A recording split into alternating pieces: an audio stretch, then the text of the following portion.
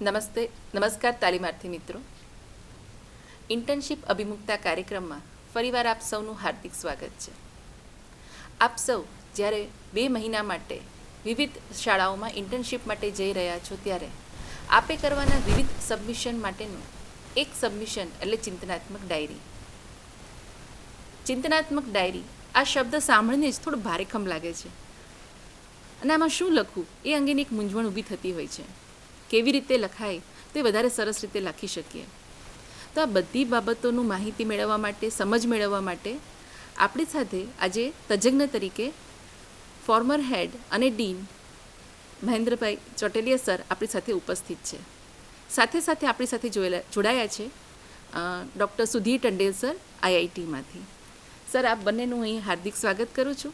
આશા રાખીએ કે આજનું આ સેશનમાં આપ સૌ તાલીમાર્થીઓને ચિંતનાત્મક ડાયરી કેવી રીતે લખાય તે અંગેની ખૂબ સરસ સમજ મળી જાય. ચિંતનાત્મક ડાયરી બીએડના સમગ્ર અભ્યાસક્રમ દરમિયાન તાલીમાર્થીઓએ 3 તબક્કામાં ચિંતનાત્મક ડાયરીનું લેખન કાર્ય કરવાનું હોય છે. સૌપ્રથમ તાલીમાર્થીઓ જ્યારે સ્કૂલ ઓબ્ઝર્વેશન માટે વિવિધ શાળાઓમાં જાય છે અને તેમનો મુખ્ય હેતુ અલગ અલગ પ્રકારની શાળાઓમાં જઈ ત્યાંનું અવલોકન કરવું અને તેના આધારે એનો રિપોર્ટ તૈયાર કરવાનો હોય છે. આ તબક્કામાં ચિંતનાત્મક ડાયરી લખવાનો એક સમાવેશ કરવામાં આવ્યો છે. બીજા તબક્કાની વાત કરીએ તો તાલીમાર્થી જ્યારે શાળાઓમાં જઈ અને સ્ટ્રે લેસનના પાઠ આપે છે, બ્લોક ટીચિંગમાં જઈ અને પાઠ આપે છે, તો આ દરેક સમય દરમિયાન તેણે કરેલા અધ્યાપન કાર્યના સંદર્ભમાં તેની ચિંતનાત્મક ડાયરી તૈયાર કરવાની હોય છે. અને ત્રીજો તબક્કો એટલે ઇન્ટર્નશીપ દરમિયાનના અનુભવોમાં ચિંતનાત્મક ડાયરીનું લેખન. તો આજે આપણે ઇન્ટર્નશીપના તબક્કામાં ચિંતનાત્મક ડાયરીનું લેખન કેવી રીતે થાય, તેમાં કયા કયા પાસાઓને સમાવી શકાય તે અંગે વિગતવાર ચર્ચા કરીશું. આ માટે હું આમંત્રણ આપું છું ફોર્મર હેડ અને ડીન પ્રોફેસર મહેન્દ્ર ચોટલિયા સરને. સર, આપ સૌ તાલીમાર્થી મિત્રોને આ અંગે માહિતગાર કરશો. આભાર વિરલબેન. બધા જ પ્રશિક્ષણાર્થી મિત્રોને સૌ પ્રથમ તો અભિનંદન કે કોરોના કાળમાં પણ તમે ઓનલાઈન બધું ભણી અને હવે તમારા શિક્ષકત્વને સિદ્ધ કરવા માટે સૌથી છેલ્લો તબક્કો છે જેમાં તમારે સ્કૂલમાં જઈને લાંબો સમય સુધી રહેવાનું છે, એને માટે તમે બેગ બિસ્તરા બાંધી લીધા હશે અને જવા માટેની તૈયારી કરી હશે. બહુ લાંબો સમય ઘરેથી દૂર રહેવાનું છે એટલે તમને ને તમારી મમ્મીને ને પપ્પાને ખાસ ચિંતાઓ થતી હશે કે ત્યાં જઈને શું થશે, કેવી જગ્યાઓ હશે. પણ એ બધાને કૂદીને તમે ખૂબ સરસ કામ કરો એવી પહેલાં શુભેચ્છા પાઠવું છું. આજે ખૂબ જ સરસ વિષય ઉપર અમે લોકો વાત કરવાના છીએ અને એ છે ચિંતનાત્મક ડાયરી. આ વિષય છે એ એકદમ માનવીય વિષય છે, કારણ કે માત્ર મનુષ્ય જ એક એવો જીવ છે એડવાન્સ લેવલનો, પ્રગત, કે જે ચિંતન કરી શકે છે. બીજા લોકો વિચાર કરી શકે પણ ચિંતન છે એ વિચાર ઉપર વિચાર કરવાનું છે.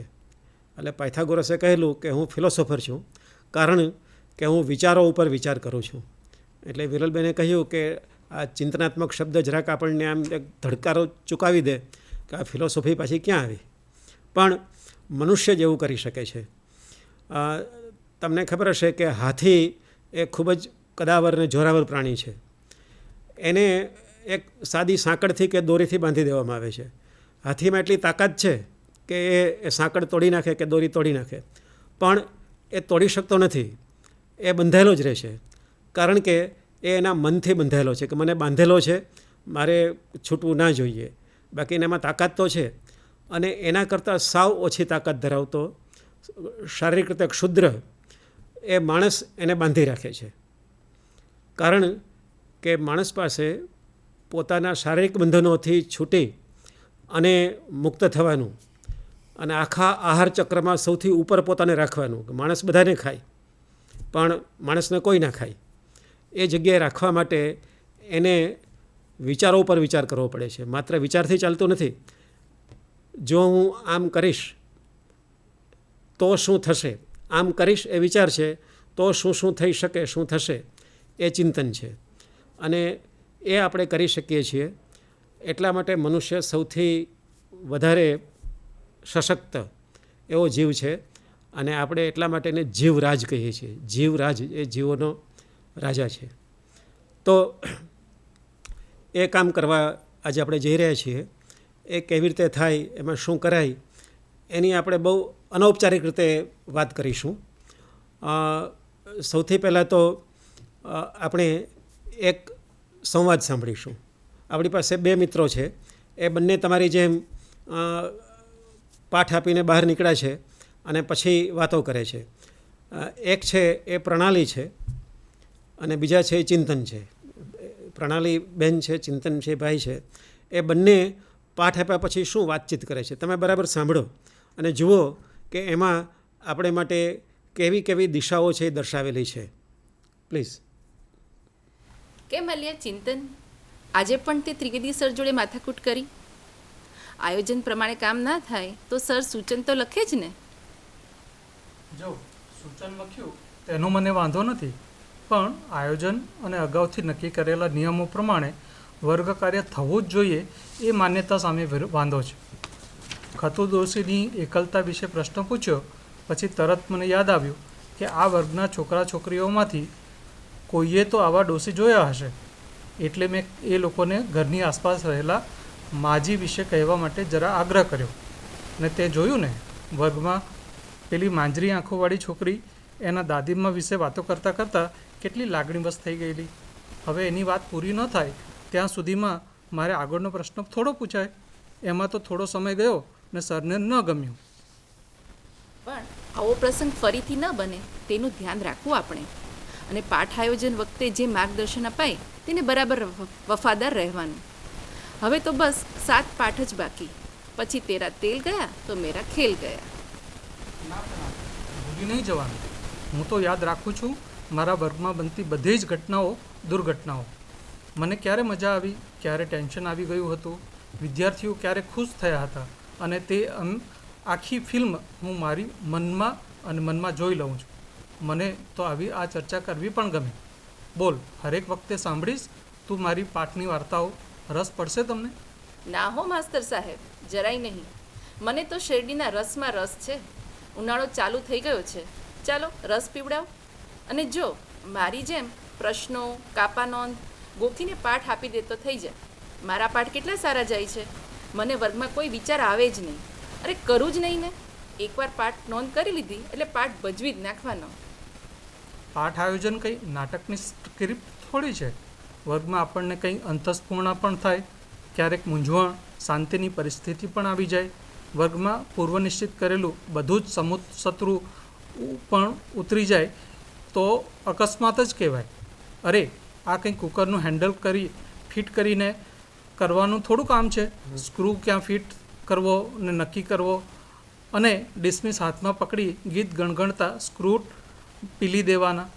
મને તો લાગે છે વર્ગમાં પદ્ધતિના નિયમો અને સાહેબની સલાહો ક્યારેક સાવ નકામી બની જાય છે. ને જો તમે તમારા પાઠ અધ્યાપન કાર્ય સાથે નિસ્બત ધરાવતા હો, કન્સર્ન હોય, તો વર્ક પરિસ્થિતિની રિયાલિટીમાં એ જ વખતે કંઈ અવનવું ભેજામાંથી ટપકી પડે છે. કુછ કુછ હોતા હૈ. એ તારી વાત તો સાચી, પણ ચાલુ વર્ગમાં આવું ન થાય તો સારું. મને તો ખબર જ નથી પડતી આવી અવનવી થિયરી તું ક્યાંથી લાવે છે. જો પ્રણાલી, આપણે આટલા મોટા થયા, પુખ્ત થયા, તોય આપણને શીખવવા માટે એ જ બાલ મંદિરવાળી પદ્ધતિ. અહીં ઊભા રહો, ત્યાં પ્રચલન કરો, 4 વાક્યોથી વધુ બોલો નહીં, આ જગ્યાએ સહેતુક વિરામ લો, પાટિયા પર 3 શબ્દોમાં મુદ્દા લખો, ઢીકણું કરો ને પૂછડું ન કરો.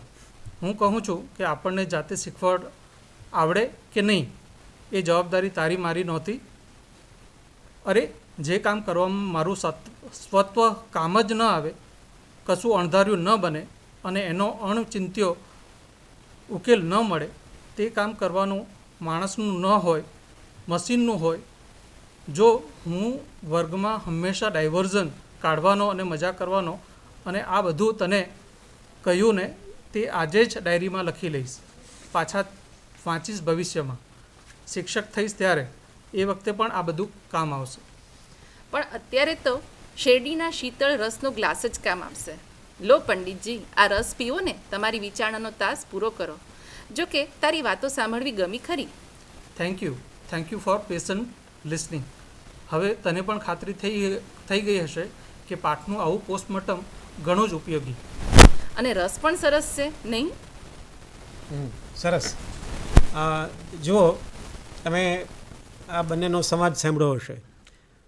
તમે જરા મનમાં વિચાર કરો કે તમે કોણ છો?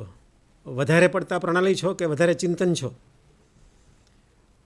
બંને જે વાત કરતા હતા એમાંથી એટલા બધા મુદ્દા ઊભા થાય છે કે જેને આધારે આપણે આપણી ચિંતનાત્મક શક્તિને જાગૃત કરી શકીએ.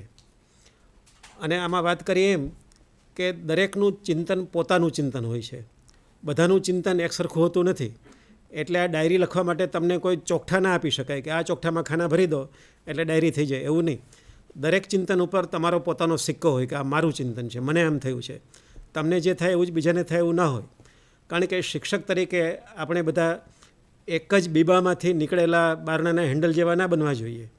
આપણા બધાનું પોતાનું વ્યક્તિત્વ હોય અને એ વ્યક્તિત્વ જ આપણને ઓળખ આપે. એવી રીતે તમે તમારા સારા શિક્ષકોને ઓળખતા હશો. જો આમાં જે વાત આવી કે ચિંતન છે એ વિચારે છે, આવા અણધારા પ્રશ્નો એ ઊભા થાય જ અને એ ખૂબ જ જરૂરી છે. કારણ કે જો અણધારા પ્રશ્નો ઊભા ન થાય તો કોઈ પણ પ્રોફેશન છે એનો વિકાસ ન થાય અને આજીવન શિક્ષણ શક્ય ન બને. જો પ્રણાલી જે રીતે ભણાવે છે તો એ એક કોઈ થિયરીથી બંધાયેલી છે, જેમ હાથીને પહેલાં દોરાથી બાંધેલો હતો એમ શરૂઆતમાં તમે જ્યારે શીખતા હતા ત્યારે માઇક્રો ટીચિંગ શરૂ થયું. એ હોજમાં તરવા જેવું હતું. એક સ્વિમિંગ પુલ છે તો પાણી સ્થિર છે, ઊંડાઈ નક્કી છે, કોઈ જાતના પ્રવાહ નથી. એ વખતે તમને કેટલાક નિયમો આપવામાં આવે અને એ પ્રમાણે પાઠ આપવાના હોય. તો ત્યારે તમે શીખી લો કે આટલા નિયમોથી પાઠ આપવાના હોય. પછી સેતુ પાઠ આવે ત્યારે અગાઉ આપણે હોજમાં તર્યા છીએ એમાં અનેક જાતની સ્ટાઇલ કરી હતી. એ બધી સ્ટાઇલો સાથે કરી અને તરવાનું હોય, છતાંય છે હોજમાં. તો ત્યારે આપણે આપણી સ્કિલ છે એને દ્રઢ કરીએ છીએ. ત્યાર પછી જ્યારે તમને મૂકે છે સ્કૂલમાં, તો સ્કૂલ છે એ પ્રવાહી સ્થિતિ છે, એ નદી છે, એ નદીના પ્રવાહો બદલતા હોય છે.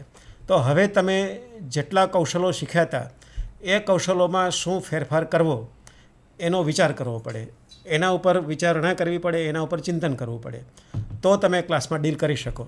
તો આખી વાત છે ને આવી રીતે મૂકી શકાય કે આપણી પાસે શરૂઆતમાં એક થિયરી હોય, એ થિયરીની આપણે પ્રેક્ટિસ કરીએ એટલે ધીમે ધીમે આપણા મગજમાં એક સ્કીમા એટલે માન્યતાનો એક ડબ્બો, એક પેટી એ તૈયાર થઈ જાય. એ આપણને બાંધી રાખે, એની બહાર ના જઈ શકીએ. પણ પછી જ્યારે આપણે વાસ્તવિક પરિસ્થિતિમાં જઈએ, એ વાસ્તવિક પરિસ્થિતિ છે એ અણધારી છે, એ પ્રવાહી છે, એમાં શું થાય એ ખબર નથી. એટલે એમાં પડકારો ઊભા થાય, એમાં સમસ્યાઓ આવે. એ સમસ્યાઓ આવે એટલે આપણે ચિંતન કરીએ છીએ. પણ જો તમને સમસ્યા લાગતી હોય તો, ઘણાને સમસ્યા લાગે જ નહીં કે હવે એ તો થાય, એમ આપણે જેમ કરવું છે એમ કરીએ. અગાઉથી આપણે પ્રશ્નો 15 લખ્યા છે તો 15 પૂછવાના છે. તો વિદ્યાર્થીને અને શિક્ષકને બેમાંથી કોઈને એવું થવું ન જોઈએ. કારણ કે પ્રવાહી સ્થિતિમાં સમસ્યા પડકાર આવ્યો એને કારણે તો માણસ મોટો થયો છે, ઉત્ક્રાંતિ એને કારણે થઈ છે. ત્યાર પછી એમાં એ ચિંતન કરે અને ચિંતન કરી અને કશુંક નવું કરવાનું સાહસ કરે. એ સાહસનું અમલીકરણ કરે છે. એ સાહસનું અમલીકરણ એ ચિંતનનો પરિપાક છે. એમ કરતાં કરતાં એની પોતાની નવી થિયરી ઊભી થાય છે. અંડરલાઈન એની પોતાની નવી થિયરી. એટલે તમે જેવી રીતે ભણાવી શકો એવી રીતે હું કે કોઈ બીજા ભણાવી ના શકે. ઇવન તમારા ટીચર પણ એવું ભણાવી ના શકે. તમે પોતે જ એવા ભણાવી શકો. તો એ નવી થિયરી ઊભી થાય છે. ફરીથી જો એ થિયરી તમે લાંબો સમય પ્રેક્ટિસ કરો તો પાછા તમે કોઈ એકથી બંધાઈ જાઓ છો. એટલે વારે વારે ચિંતન કરી અને ધીમે ધીમે આપણે આગળ વધવાનું છે. તો આ ચિંતન કરી અને પછી એની ડાયરી કરવાની છે. જો ચિંતન કરતાં ન આવડે તો ડાયરી લખતા ના આવડે. એટલે ચિંતન શબ્દ સરસ છે. આપણે કોઈને હું ચિંતન કરું છું એમ કહીએ ત્યારે બીજા લોકો મુગ્ધ થઈ જાય, વાહ તમે ચિંતન કરો છો. પણ એમાં શું કરવાનું એ આપણને ખબર છે. અને શિક્ષક તરીકે ચિંતન કરવું હોય તો આપણે શાના ઉપર ચિંતન કરવાનું, એને માટે હું કેટલાક આધારો છે એ આધારો વિશે આપણે જોઈશું. આપણે એને સ્ક્રીન ઉપર જોઈએ કે શિક્ષક તરીકે આપણે ચિંતનના આધારો કયા છે. એટલે આટલી વસ્તુઓ, આટલી બાબતો, આટલા મુદ્દાઓ આપણા ધ્યાનમાં હોય તો આપણે ચિંતન કરી શકીએ છીએ. તમે આ બધા છે એ એકવાર ધ્યાનમાં રાખી લેજો, કોઈક જગ્યાએ નોંધી લેજો, તમારી પાસે રાખી મૂકજો કે જેથી તમે જ્યારે ક્લાસમાં જાઓ ત્યારે તમને કામ આવે. પણ આ ચિંતન કરવા માટેની પૂર્વધારણા છે એ તમારે મોટા અક્ષરે કેપિટલમાં તમારી નોટમાં કે દિવાલ ઉપર લખી લેવા જેવી છે. પૂર્વધારણા શું છે? ચિંતન કોણ કરશે? જો તમે આ ધારણામાં માનતા હશો તો એ સ્ક્રીન ઉપર લખ્યું છે કે હું વ્યાવસાયિક શિક્ષક તરીકે ઉત્કૃષ્ટતા પ્રાપ્ત કરવા માટે શીખવાની ઝંખના ધરાવું છું. Do you agree with this? કે હું એક પ્રોફેશનલ ટીચર બનવા માગું છું, અને જેવો તેવો નહીં, પણ ઉત્કૃષ્ટતા, એમાં હજુ મારે આગળ જવું છે. ઠેરનું ઠેર રહેવું નથી, કારણ કે તમે એવા ઠેરના ઠેર રહેનારા શિક્ષકો પાસે ભણ્યા હશો અને એને દુખાડેલું માથું હજુ પણ દુખતું હશે. તો ઉત્કૃષ્ટતા પ્રાપ્ત કરવા માટે શીખવું પડે, એની જાતે ના આવે. એટલે શીખવું એના માટે જ છે કે જેથી તમે વધારે સારા વ્યાવસાયિક કે વધારે સારા માનવી બની શકો. એની ઝંખના ધરાવું છું. તમને ઝંખના છે કે તો કોલેજમાં આવ્યા અને બીએડમાં કહ્યું કે આ ડાયરી લખવાની છે, એટલે બિચારાને લખવું પડશે, શું થશે? પણ ઝંખના હશે તો તમારા ચિંતનને વેગ મળશે. તો આ ઝંખના શાના વિશે રાખવાની છે એ આપણે આ સ્ક્રીન છે એના પર મુદ્દાઓ લખેલા છે, જોઈએ કે આટલી વસ્તુઓની સમજ હોવી જોઈએ. કારણ કે જે થઈ રહ્યું છે એ બરાબર છે કે નહીં એ સમજવા માટે શિક્ષણમાં આટલી સંકલ્પનાઓ અને પ્રક્રિયાઓ છે એ મુખ્ય છે. શિક્ષણ એટલે શું અને ભણતર એટલે શું, મતારોપણ શું, આ બધું તમે ફિલોસોફીના પેપરમાં ભણ્યા હશો. શિક્ષણનો વ્યાપક ખ્યાલ અને સાંકડો ખ્યાલ. ઉપદેશ એટલે શું, આ બધું અલગ અલગ છે. શિક્ષણ છે એ મનુષ્ય તરીકે વિકાસ કરે છે. ભણતર છે તમને સર્ટિફિકેટ આપે છે. મતારોપણ છે તમારા મગજમાં કોઈ વિચારો ઠોકી બેસાડે છે. ઉપદેશ છે તો તમે કરો ને આમ કરો ને ન કરો, ડૂઝ એન્ડ ડોન્ટ્સ એ છે. અધ્યાપન તમે સાયકોલોજીમાં ભણ્યા છો.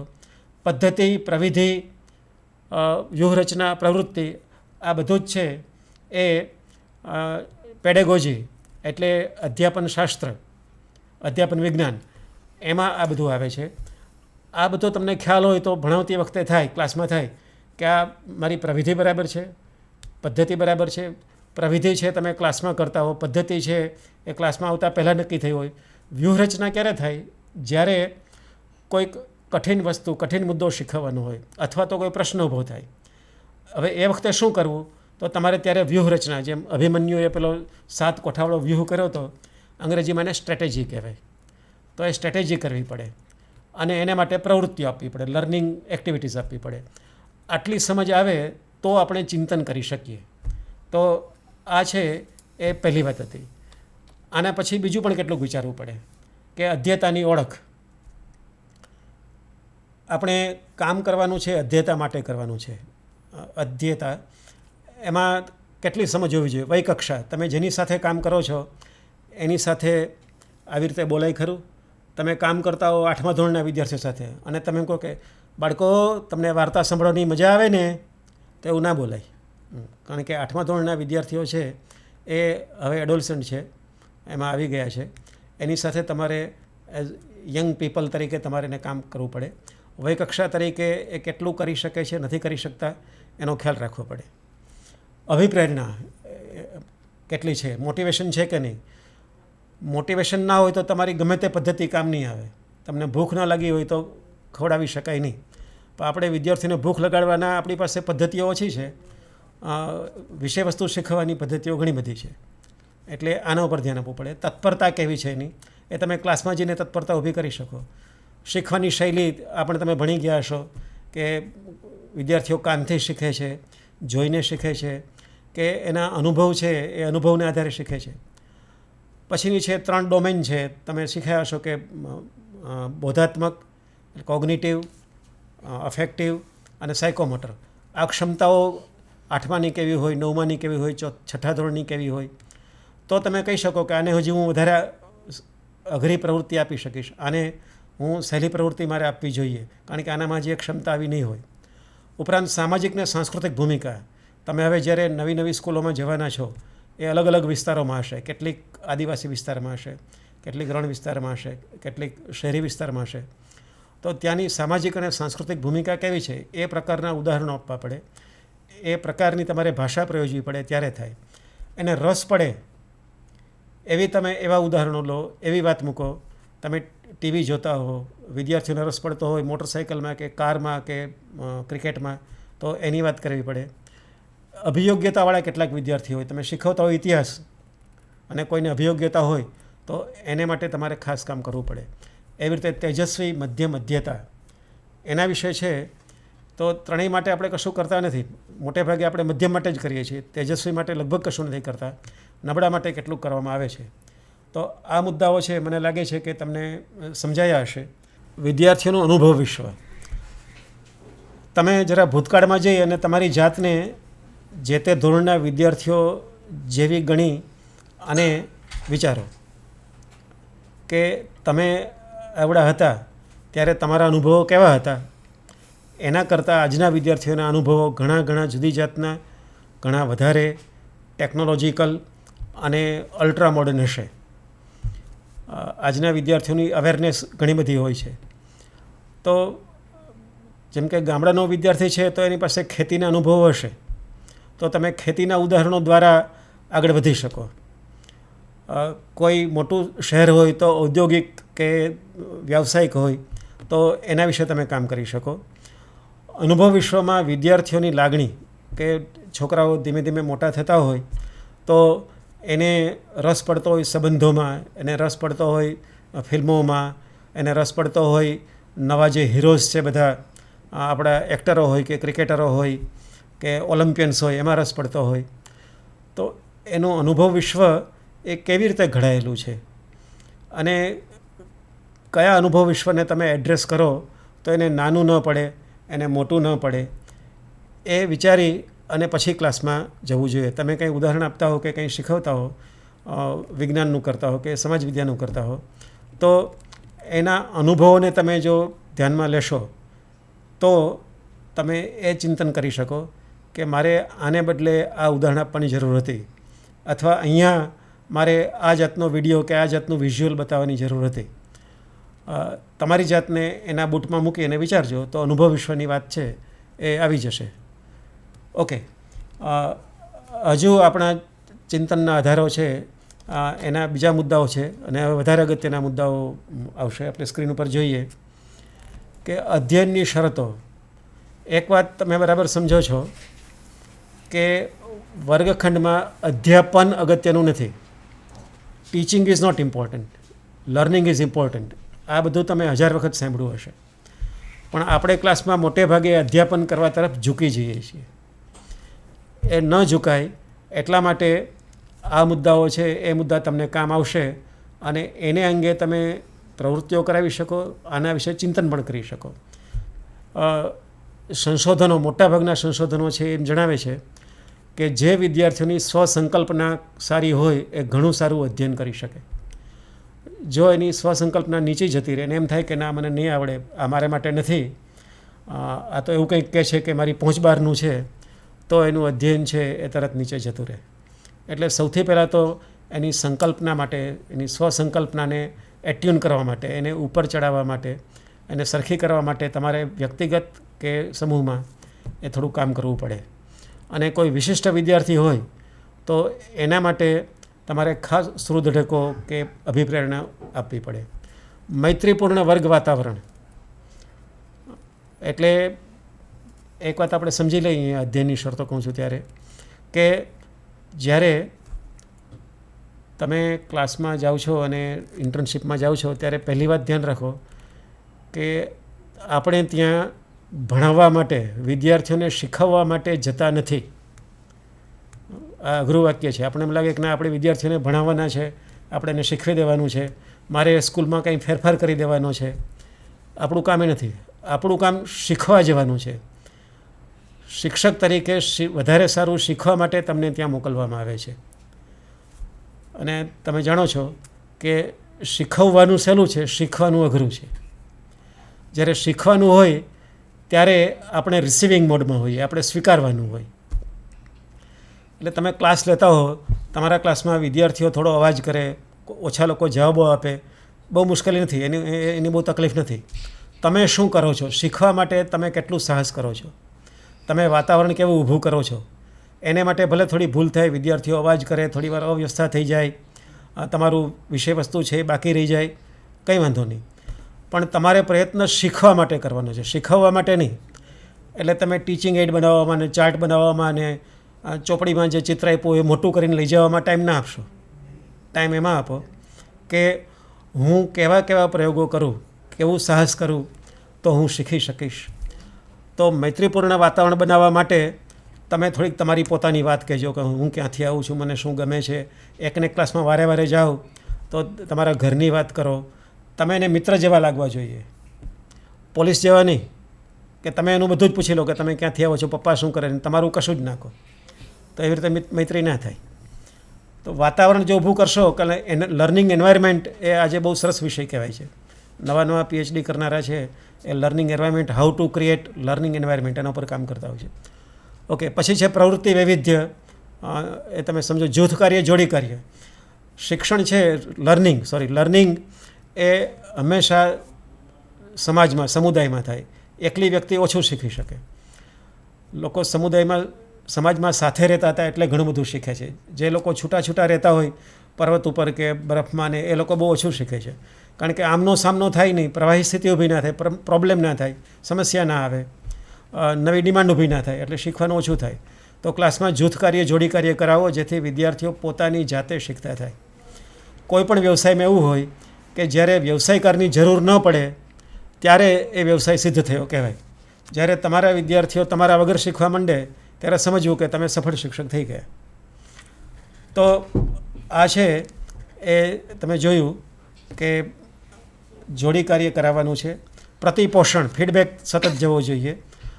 આના વિશે ચિંતન કરી શકો. ઘણા બધા લોકો ફીડબેક નથી આપતા વિદ્યાર્થીઓને, પણ વિદ્યાર્થીઓનો ફીડબેક પણ જોવો જોઈએ. વિદ્યાર્થીઓની આંખોમાં જુઓ કે એને કંટાળો આવે છે, મજા આવે છે, રસ પડે છે, વધારે જિજ્ઞાસાથી જોવે છે તમારી સામે કે ના હજુ આપો, કે ધીમે ધીમે વાતો કરે છે, વધારે હલવા માંડ્યા છે. જો વિદ્યાર્થીઓ વારે વારે હલતા હોય, આમ સાયન્સ એવું છે કે જો વિદ્યાર્થી 3 થી 5 સેકન્ડમાં એક હલનચલન કરે તો સમજવું કે હવે તમારે જોક કહેવાનો ટાઈમ આવી ગયો છે. તો એક જોક્સ કહી દેવાની, એક નાનકડી વાર્તા કહી દેવાની. આ બધું ખિસ્સામાં ભરીને જવું જોઈએ. અને એવું ન થાય તો ચિંતન કરો, વિચાર કરો કે આવું કેમ થતું હશે, મારી શું મુશ્કેલી હતી. તો પ્રતિપોષણ છે એની આપણને જરૂર છે. એના પછીનો મુદ્દો છે સ્ક્રીન ઉપર, એ મુદ્દો છે પડકાર. કે વિદ્યાર્થીને પડકાર આપો. જ્યારે પડકાર આપો ત્યારે શીખવા માંડે. આખી માનવજાત પડકાર આવી છે ત્યારે જ શીખવા માટે ભેગી થઈ છે. ત્યાં સુધી એ શીખતી નહોતી. પડકાર એવું છે કે જેને માટે તમારે આગળ જવું પડે. પ્રાણી હતા, એ પ્રાણીને જ્યારે પેલા જીરાફ હતા એને ખાવાનું ઓછું મળવા માંડ્યું તો વધારે ઊંચા ફળ કે પાંદડા કેમ ખાઈ શકાય, એને માટે ડોક છે એ લાંબી કરવાની થઈ. તો લાંબી ડોકવાળા એટલા માટે જીવ્યા. તો તમારી સામે પડકારો ન હોય તો તમે પડકાર ઊભા કરો. પડકાર ઊભો કેવી રીતે થાય? નવું સાહસ કરીને. જે ચિંતન છે એણે કહ્યું હતું કે હું તો મારા પ્રયોગો કરે રાખીશ, એમાં ભૂલ પણ થાય અને સાહસ પણ આવે, પણ એમાંથી હું શીખીશ અને એ બધું ડાયરીમાં લખીશ. તો આવી રીતે પડકારો ઊભા કરો અને પડકારો ઊભા કરી અને તમે શીખો. એટલે ક્લાસની અંદર પહેલાં ન થયું હોય એવું કરવાની ટ્રાય કરો. મારું વાક્ય તો એ છે કે a very good teacher is she, ટીચરને એટલે બધા પ્રોફેશનલને શી કહેવાય, હુ ઇઝ એક્સપેરિમેન્ટલ. એટલે a teacher is either experimental or dead. કાં તો શિક્ષક છે એ પ્રયોગશીલ હોય ને કાં તો મરેલો હોય, બેમાંથી એક સાચું હોય. જે પ્રયોગ નથી કરતો એ ડેડ કહેવાય કે ભાઈ વર્ષોથી એમ જ કરે છે. અને ઘણા શિક્ષકો બોલતા હોય છે કે હું 20 વર્ષથી ભણાવું છું, પણ આપણું ભણાવવાનું હજી એવું ને એવું હો. તો કંઈ સારી વાત છે કે એવું ને એવું હો, એટલે આટલા વર્ષમાં એ કંઈ મોટો થયો જ નથી. તમારું આવું ન થાય એટલા માટે જાતે પડકાર ઊભા કરવાનું હું કહું છું. તમને ખબર હશે કે જે પેલી કાલુ માછલી મોતી બનાવે છે એની છીપમાં રેતીનું કણ આવે જે એને જીવવામાં અડચણ ઊભી થાય છે. એ અડચણ દૂર કરવા માટે પોતાના એન્ઝાઇમ છોડે છે અને એ રેતીના કણને દબાવી દે છે, એમાંથી મોતી બને છે.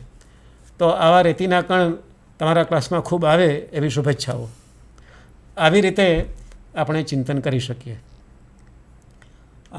સ્ક્રીન ઉપર એના પછીની વાત છે એ છે અધ્યયન અધ્યાપનનું પાયાનું જ્ઞાન. આના વિશે બહુ કહેવાની જરૂર નથી, પણ અધ્યયન નિપજ તમે જાણો છો, LO લર્નિંગ આઉટકમ્સ તમે શીખ્યા છો, તમે ઉદ્દેશો કે હેતુઓ બનાવો છો, બોધાત્મક, ભાવાત્મક, ક્રિયાત્મક, અનુભવાત્મક અધ્યયન ક્ષેત્ર ટેક્સોનોમી છે, આ બધી એ પણ તમે શીખ્યા છો. અધિબોધન, તો અધિબોધન વિશે બેન તમે વાત કરશો 2 મિનિટ? જરૂર સર. હા.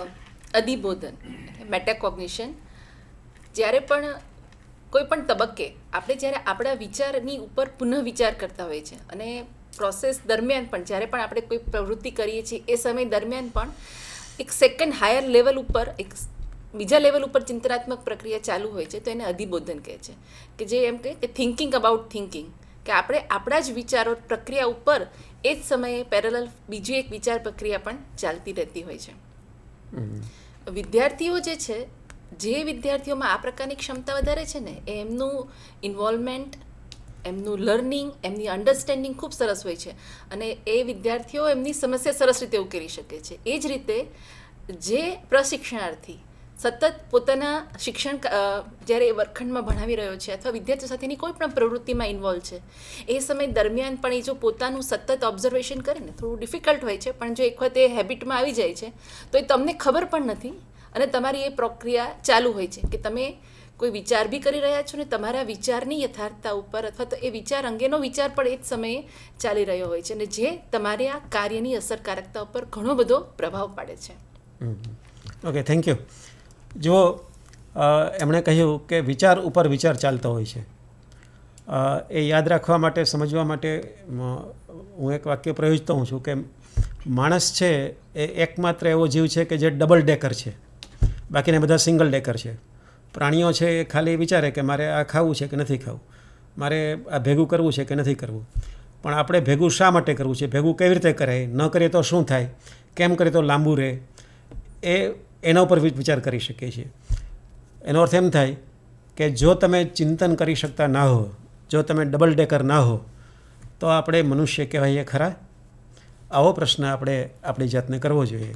એટલે મેં તમને કહ્યું હતું કે આ એક માનવીય એવું કાર્ય તમે કરવા જઈ રહ્યા છો અને માનવી તરીકે સિદ્ધ થવા માટેનો આ સમય છે તમને મળ્યો છે, તે કે ચિંતન કરી અને પછી એની આપણે ડાયરી લખીએ. ઓકે, સ્ક્રીન ઉપર આવીએ પાછા આપણે. રચનાવાદી અભિગમ એ પણ તમે શીખ્યા હશો, જે આપણે પિયાજેનો કે વિગોસ્કીનો કહીએ છીએ, કન્સ્ટ્રક્ટિવિસ્ટ એપ્રોચ, કે જ્ઞાનની રચના વિદ્યાર્થીઓ કરે, તમારા જ્ઞાનની રચના હું ના કરી શકું, તમે પણ વિદ્યાર્થીના જ્ઞાનની રચના ના કરી શકો. અત્યારે હું જે બોલું છું એ માહિતી છે, અમે અહીંથી જે કંઈ કહે છે એ માહિતી છે, જે ટીવી પર આવે છે, ઇન્ટરનેટ પર છે, બધો ડેટા છે, બધી ઇન્ફોર્મેશન છે. એના ઉપર પ્રક્રિયા કરી અને તમારે એમાંથી તમારું જ્ઞાન બનાવવું પડે. એટલા માટે એક જ ક્લાસમાં ભણીને B.Ed થયેલા 50 વિદ્યાર્થીઓ હોય, એ બધું સરખું જ સાંભળવું હોય બધાએ, પણ જ્યારે ક્લાસમાં જાય છે અને કામ કરે છે ત્યારે બધા જુદું જુદું કરે છે, કારણ કે એણે પોતે પોતાનું જ્ઞાન બનાવેલું છે. એમ જો તમે તમારું જ્ઞાન બનાવેલું ના હોય અને ઉછીના ઉધારા જ્ઞાન પર ચાલતા હો, તો એ જ્ઞાન નથી, એ તમે માત્ર માહિતી છે એને ક્લાસમાં તમે આપી રહ્યા છો એટલું કહેવાય. એટલે તમારી અંદર, તમારા ક્લાસમાં રચનાત્મક જ્ઞાન ઊભું થતું ન હોય તો તમે તપાસો કે આ વિદ્યાર્થીઓ છે એ પાઠમાંથી જ કહે છે, અંદર આપેલું છે એ જ બોલે છે, અગાઉ શીખી ગયેલું જ જોડી દે છે, કે પોતાનું રચે છે. એ પોતાનું રચવા માટે તમારે એને પ્રવૃત્તિ આપવી પડે, સ્પેસ આપવી પડે, કે જેથી એ પોતે અંદર આવી શકે કે તમને આ વાત ગમી ખરી, તમે હો તો શું કરો. એટલે તમે પ્રકારના પ્રશ્નો એ ખૂબ જ અગત્યના પ્રશ્નો છે, ઓપન એન્ડેડ, અને એમાંય તમે શું કરો, તમે શું કર્યું હોત, આણે આમ ન કર્યું હોત તો શું થાત. આ જાતના આગાહી સૂચક પ્રશ્નો છે એ તમે પૂછતા જાઓ અને ત્યારે શું થાય છે એ વિચારવાનું અને બીજી વખત એવું વધારે કરવાનું અથવા વિદ્યાર્થીના માપનું કરવાનું. તો એ છે રચનાત્મક અભિગમ.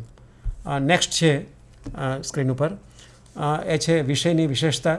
જેવી રીતે ઇતિહાસ શીખવાય એવી રીતે અંગ્રેજી ના શીખવાય, સાયન્સ શીખવાય એવી રીતે જ તમે હિન્દી શીખવી ના શકો. બધાની વિશેષતા છે એ તમારી મેથડમાં આવતું હશે. એ વિશેષતા અનુસાર અધ્યાપન અભિગમ અને સહાયક સુવિધા, શૈક્ષણિક ટેકનોલોજી અને ICT, તો આ બંને તમે ઉપયોગ કરતા હશો, પણ એ સહાયક સુવિધા છે. ઘણા બધા છે એ માત્ર એને આધારે જ ચલાવે છે. તો એ આઈસીટી અને ટેકનોલોજી એ શિક્ષકને રિપ્લેસ ના કરે. મનુષ્ય તરીકે ક્લાસમાં તમારું સ્થાન છે એ બરકરાર રહેવું જોઈએ. તો આ છે એ મુદ્દા હતા. આના પછી હજી આધારો છે એ તમે કઈ રીતે ક્લાસમાં સંદેશાની રચના કરો છો, જે બોલો છો તો તમારા વાક્યો કેવા છે. જો કેટલાક શિક્ષકો છે એ વિષય રજૂ કરે તો એટલો અસરકારક હોય, કારણ કે એને જે કહેવું છે એ જ કહેવાય છે. ભલે 100% ના કહી શકાય, કારણ કે પ્રત્યાયનમાં 100% નથી હોતું. It is always near to very similitude કહેવાય એને, વેરી સિમિલિટ્યુડ લગભગ હોય. તો તમે જે મહત્ત્વના વાક્યો છે એને બરાબર રચો અને એને કહો કે ક્લાસમાં બરાબર બોલાયા કે નહીં. બીજાના વાક્યો સાંભળો તમે કે કહેવા માગે છે કહેવાય છે કે નહીં. ઘણા હોશિયાર એવા વિદ્યાર્થીઓ તમે જોયા હશે, પ્રશિક્ષણાર્થીઓ, કે વિષયમાં હોશિયાર હોય પણ ક્લાસમાં બોલે ત્યારે વિદ્યાર્થીને ખબર ના પડે કે આ શું કહેવા માગે છે. તો એ મુશ્કેલી છે. પ્રત્યાયન એનું બરાબર ના કહેવાય. શાબ્દિક અશાબ્દિક બોલીએ છીએ ત્યારે આપણું આખું શરીર બોલે છે. મારા હાથ બોલે છે, મારો ચહેરો બોલે છે, મારા હોઠ બોલે છે, આંખો બોલે છે, હું હલનચલન કરું છું, આ બધું જ છે. મારું જેસ્ચર પોસ્ચર એ બધું જ થાય છે. તમે ક્લાસમાં એક જગ્યાએ ઊભા રહો અને પછી અક્કડ થઈને બોલે રાખો તો એ પ્રત્યાયન માટે સારું નથી. સારું પ્રત્યાયન ના કહેવાય. ઘણા જે ગોખીને એવા હોય એમ કોઈ એક ખૂણામાં જોઈ અને બોલે રાખે છે, કારણ કે એના મગજમાં ત્યાંથી આવતું હોય. એવું ના કરો. અશાબ્દિક છે વધારે મહત્ત્વનું છે અને એને માટે આપણે ત્યાં ઓછું શીખવાય છે. પણ તમે ટ્રાય કરો ક્લાસમાં કે વિદ્યાર્થી કોઈ જવાબ આપે છે ત્યારે તમારા ચહેરા ઉપર એની મજા, એનું હાસ્ય કે એને માટેનો ઉત્સાહ આવે છે. માધ્યમનો ઉપયોગ કરો. હમણાં જે વાત કરી આઈસીટી છે, માધ્યમો એટલે તમે વાપરો તો દૃશ્યાત્મક, શ્રાવ્ય માધ્યમો. આપણે સૂંઘવાનો, ચાખવાનો, અડવાનો ઉપયોગ ઓછો કરીએ છીએ. 5 ઇન્દ્રિયો માધ્યમ છે, પણ મોટે ભાગે આપણે વિદ્યાર્થીના કાનથી જ ચલાવીએ છીએ. અને કાન કાંઈ બહુ સારું માધ્યમ નથી શીખવા માટેનું, બહુ નબળું છે. ખરેખર તો આખું શરીર 5 ઇન્દ્રિયો આવે એને માટે ટ્રાય કરવી જોઈએ અને વિચારવું જોઈએ તમારે ચિંતનમાં કે આવતે વખતે હું શું આપું કે જેમાં વિદ્યાર્થીએ કંઈક સૂંઘવાનું હોય, અડકવાનું હોય, હાથમાં પકડીને કશું કરવાનું હોય, આવું શું કરી શકીએ. તો એ રીતે આપણે આપણા પ્રત્યાયનને વધારે આગળ લઈ જઈ શકીએ. આમાં કોઈ મુદ્દો સુધીરભાઈ કે બેન કશું લાગે છે એવું વિદ્યાર્થીઓને તમારે કહેવા જેવું? Sir, okay. વર્ગખંડમાં જ્યારે આપણે આજે જોઈ રહ્યા છીએ કે ઘણા બધા વિદ્યાર્થીઓ જે છે તો કેટલાક ગ્રામ્ય કલ્ચરના પણ હોય, કેટલાક સાંસ્કૃતિક કલ્ચરના પણ હોય, પારિવારિક બેકગ્રાઉન્ડ પણ અલગ અલગ આવતું હોય છે. તો એ સમયે કમ્યુનિકેશનને વધારે અસરકારક બનાવવા માટે શિક્ષક તરીકે એમણે શું વિચારવું જોઈએ અથવા પૂર્વ તૈયારી કેવી રીતની એમની હોવી જોઈએ? આ પ્રશ્ન એકદમ સરસ અને અત્યારે ટાઈમલી એટલા માટે છે કે તમે કદાચ એવા સ્થળોએ શીખવા માટે જશો કે જે તમારા વતનથી દૂર હોય, એટલે તમારી ભાષાની છાંટ ત્યાં આવશે. ચરોતરમાં આવે તો 5નું પોંચ કહેતા હોય, મહેસાણામાં જઈએ તો મહેસાણી આખી જુદી આવે, કાઠિયાવાડી જુદી આવે, કચ્છી જુદી આવે. તો તમારું પ્રત્યાયન છે એટલે ભાષાના ઉચ્ચારો, પણ ઉચ્ચારો અને જોડણી એ બે ભાષાનો મુખ્ય ભાગ નથી. એટલે તમે મૂંઝાતા નહીં. તમારી ભાષામાં તમારી ધરતીની સુગંધ આવે તો વાંધો નથી. સમજાય નહીં તો વિદ્યાર્થીના ચહેરા જોઈને કહેવાનું કે અમારે ત્યાં આવું બોલે છે, પણ એનો અર્થ આ થાય. પણ સાંસ્કૃતિક એવું હોય કે જો તમે છે એ કોઈ ઉપલા વર્ગમાંથી આવતા હો સમાજના, કે જ્યાં સંસ્કૃતિ એકદમ ઔપચારિક હોય કે દીકરો કે દીકરી તમને પાણી ભરીને આપે તો થેન્ક યુ બેટા એમ તમે કહેતા હો, તો ક્લાસમાં તમે ગામડાના ક્લાસમાં જાઓ અને કોઈ વિદ્યાર્થી છે તમારી પેન પડી જઈને આપીને તમે થેન્ક યુ કહો તો એવી જરૂર નથી. લોકો હશે ત્યાં કે આવું શું કરે છે. જેટલું ઇન્ફોર્મલ રહે એટલું સારું. જે અનૌપચારિકતા છે એ વધારે સારી છે. એને કાફેટેરિયા અપ્રોચ પણ કહેવાય અને એને હોમ લર્નિંગ પણ કહે છે કે ઘરમાં આપણે જમતા કેટલી બધી વાતો કરીને શીખીએ છીએ. જ્યારે સ્કૂલો નહોતી ત્યારે ઘરમાં વાતચીત અને ગામના પાદરમાં કે ગોંદરે બેસીને, ભાગોળમાં બેસીને વાતો થતી હતી. એમાંથી આપણે બધા શીખીએ છીએ. ખેડૂતો કંઈ બીએસસી એગ્રીકલ્ચર નથી હોતા, પણ છતાંય બધા સારી ખેતી કરે છે. ક્યાંથી શીખ્યા? વાતો કરીને, ડાયલોગ કરીને. એટલે તમે પ્રત્યાયન કરો ત્યારે વિદ્યાર્થીઓ છે એ કયા સ્તરમાંથી આવે છે એની ભાષા, એના શબ્દો જો તમે વાપરશો તો બહુ મજા આવશે. જેમ કે વિદેશથી કોઈ અહીંયા આવે અને ટ્રમ્પ આવીને કહે કે અમદાવાદીઓ મજામાં છો ને, તો તાળીઓ પડે. એમ તમે ત્યાં જઈને એના થોડા શબ્દો શીખી લો તો ઝડપથી તમે એની સાથે ભળવા માંડશો. અને ખાસ તો રિસેસમાં જઈ ગ્રાઉન્ડમાં ઊભા રહી અને છોકરાઓ સાથે વાતો કરો, શેર કરો. એક વાત ખ્યાલ રાખજો, પ્રશ્નો વારે વારે નહીં પૂછવાના બહાર ઊભા હોય ત્યારે. તમારા ઘરની વાત કરો, તમારા ગામની વાત કરો, તમને શું ગમે છે, તમને ખાવાનું શું ભાવે છે, તમારા પપ્પા શું કરે છે, એવું કહો. તો 4 મહિનામાં એવા તમે મિત્ર થઈ જશો કે આખી જિંદગી તમારો એ છે એ પ્રત્યાયનને કારણે તમારો સંબંધ બંધાશે. એટલે એ રીતે સાંસ્કૃતિક જોડાણો છે એ શક્ય બને છે. તો સર, મારો પ્રશ્ન એ હતો કે જે સંદેશાની રચનાની જે વાત છે, એટલે વિદ્યાર્થીઓ જે છે, એટલે આપણા જે પ્રશિક્ષણાર્થીઓ છે એ વર્ગની અંદર પ્રત્યાયન કઈ રીતે કરવું, સંદેશાની આપલે કઈ રીતે કરવી, એટલે એની જે રચનાથી લઈ અને એ પ્રત્યાયન કઈ રીતે થાય છે એ પ્રક્રિયા વિશે એ લોકો ચિંતન કઈ રીતે કરી શકે કે જેથી કરીને એમને પ્રત્યાયન વધારે સુદૃઢ બનાવી શકે. બરાબર છે. એમના પ્રશ્નમાંથી એક નવી સંભાવના ઊભી થાય છે અને એ છે કે તમે ક્લાસમાં જ્યારે બોલતા હો ત્યારે બરાબર બોલાયું છે કે નહીં એ ખબર કેમ પડે? તમે જે કહેવા માગતા હતા એ જ કહેવાયું છે કે નથી કહેવાયું? 2-3 રીતો છે. એક તો વિદ્યાર્થીઓ એમ લાગે કે ગૂંચવાયા છે, કંઈક ફરીથી જોવા માંડે, આંખ ઝીણી કરીને જોવે ને બાજુમાં પૂછે કે શું કહ્યું, તો તમને ખ્યાલ આવે કે બરાબર નથી કહ્યું. બીજું એ કે તમે તમારા પાઠનું ઓડિયો રેકોર્ડિંગ કરતા હો, મોબાઈલ મૂકી દો તમારી બાજુમાં, આખું ઓડિયો રેકોર્ડિંગ કરો, તમને પોતાને ખ્યાલ આવશે કે શું થયું હોય.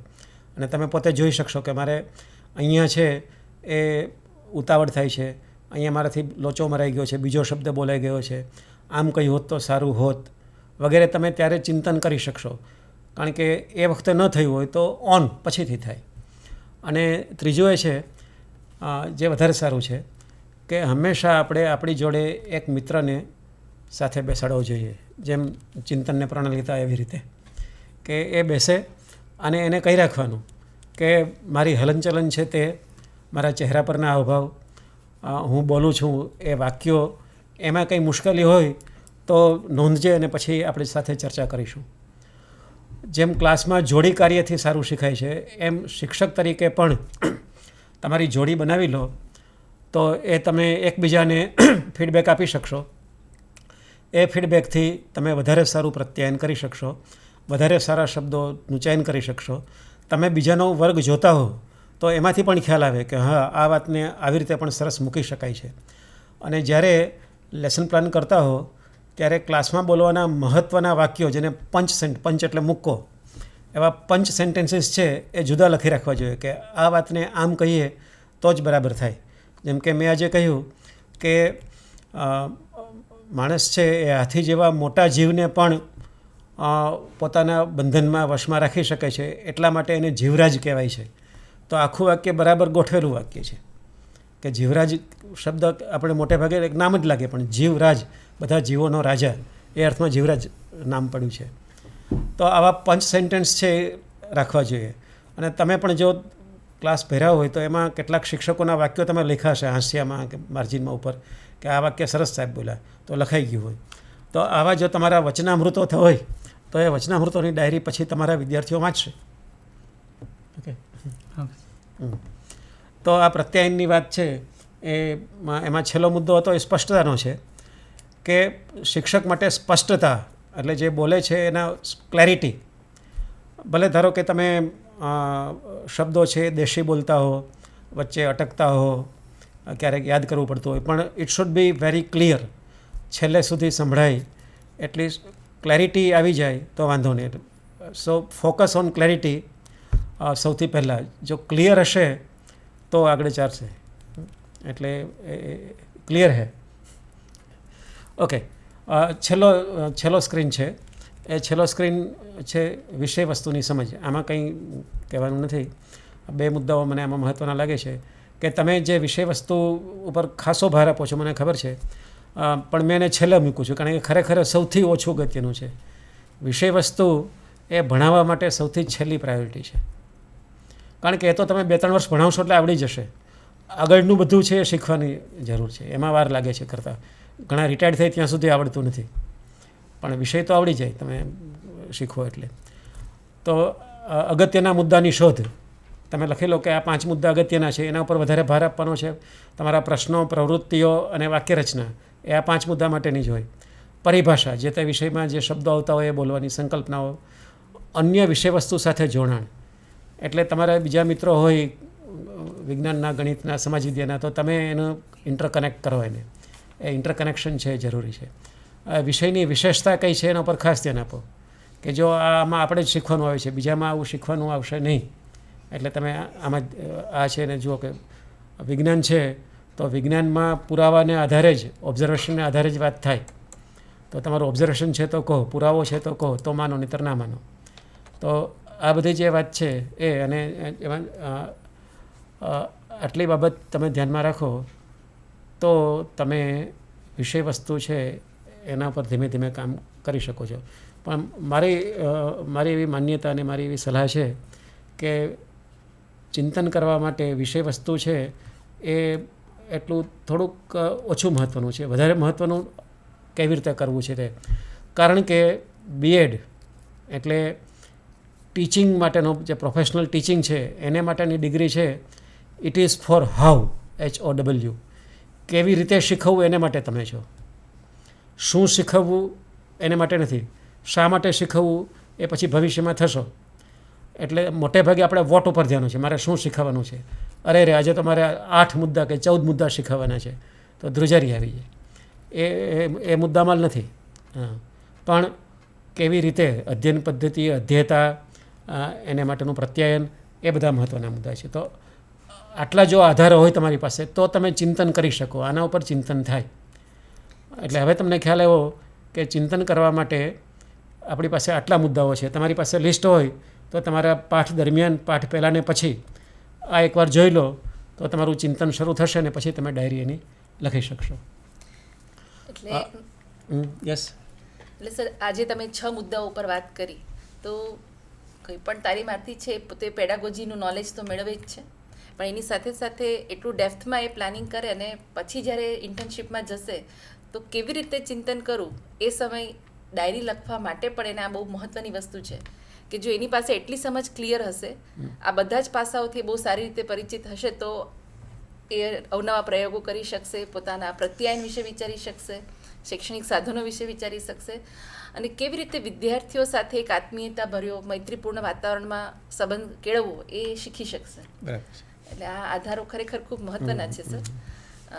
સર, આ આધારો વિશે વિદ્યાર્થીઓ પાસે, તાલીમાર્થીઓને સમજ તો મળી, પણ હવે એમને જ્યારે એકચ્યુઅલમાં જશે ત્યારે બીજે કયા કયા એવા પાસા છે કે જેના જ્ઞાન મેળવવાથી એ પોતાની આ જે ડાયરી લેખનનું કાર્ય છે એને વધારે અસરકારક રીતે કરી શકશે. એટલે હવે આપણે વાત કરી વિરલબેન એ રીતે તમારે ડાયરી લખવાની છે ને તમે મનમાં બોલતા હશો કે હવે ડાયરી ઉપર જાઓ ને, ડાયરી ઉપર જ જઈએ આપણે. પણ ડાયરી આની પહેલાં જે કર્યું એના વગર શક્ય નથી. કારણ કે કોઈ પણ ઓબ્ઝર્વેશન, કોઈ પણ ચિંતન છે એને માટેની બેઝિક થિયરી વગર થઈ શકે નહીં. તમને એમ કહ્યું કે તમે એક પાયલોટ છો, એરક્રાફ્ટ ચલાવો છો, અને હવે તમે તમારા પ્રોફેશન વિશે ચિંતન કરો તો તમે ના કરી શકો. કારણ કે એમાં ખરેખર શેના વિશે ચિંતન કરાય? વિમાનના પૈડા વિશે કરવાનું છે, પાંખ વિશે કરવાનું છે, અંદર પ્રવાસી વિશે કરવાનું છે, ખબર નથી આપણને, આપણે ના કરી શકીએ.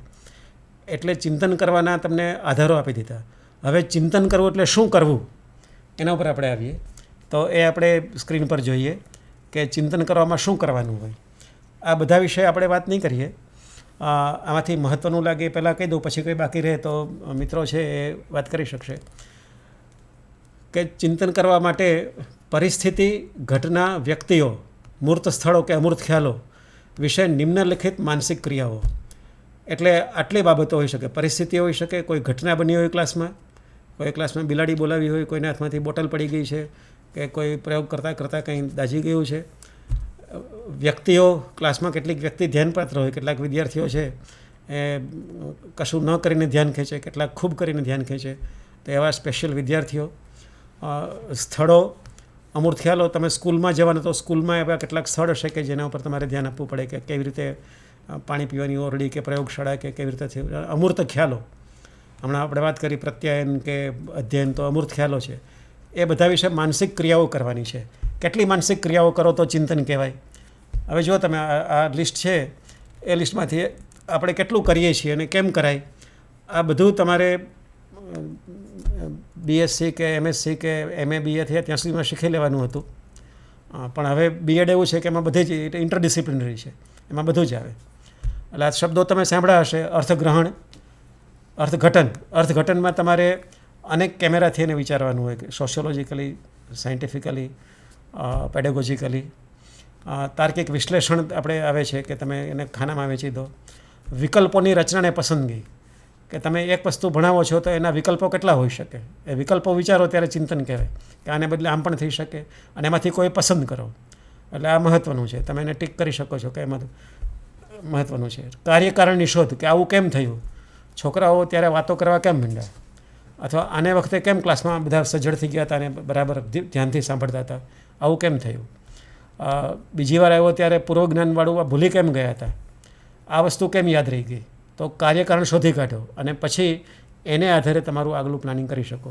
સ્વમૂલ્યાંકન વારે વારે થવું જોઈએ કે આજે મેં બરાબર કર્યું, અમારાથી બરાબર બોલાયું, ક્લાસમાં મારી હલનચલન બરાબર હતી, આગળ જે બધી વાત લખી એ બધા વિશે તમારું મૂલ્યાંકન કરતા રહો. અને માણસ છે એ મેં કહ્યું એમ કે ડબલ ડેકર છે, પણ human being is self corrective, એ સ્વસુધારક છે. બીજા કોઈ પોતાને સુધારી શકે નહીં, એને માટે માણસો રાખવા પડે. જ્યારે આપણે પોતે એક એવી પેન્સિલ છે કે જે પેન્સિલ લખી તો શકે છે પણ એને છેડે ચેક રબર પણ છે કે ભૂલ થયો તો કાઢી નાખીને પછી પાછું કરી શકે. તો એ ચેક રબરનો ઉપયોગ કરો તમે કે ના આ બરાબર નહોતું, અને પછી નવું લખો.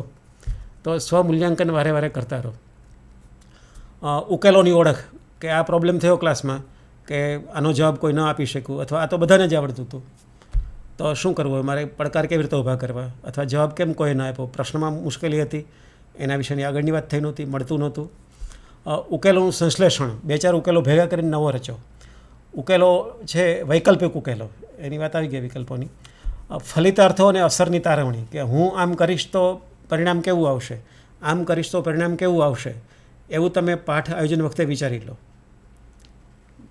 તો એને ચિંતન કહેવાય.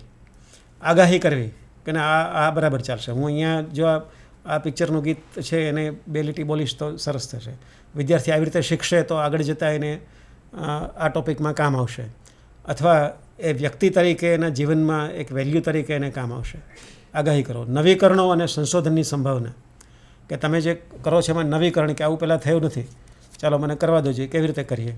જેમ કે ક્લાસમાં તમે કોઈ અગત્યનું નિયમ કે વ્યાખ્યા લખવી હોય તો મિરર ઇમેજ ઉલટા અક્ષરે લખો અથવા ઉલટા અક્ષરે બતાવો, તો વિદ્યાર્થીને વાંચતા વાર લાગશે.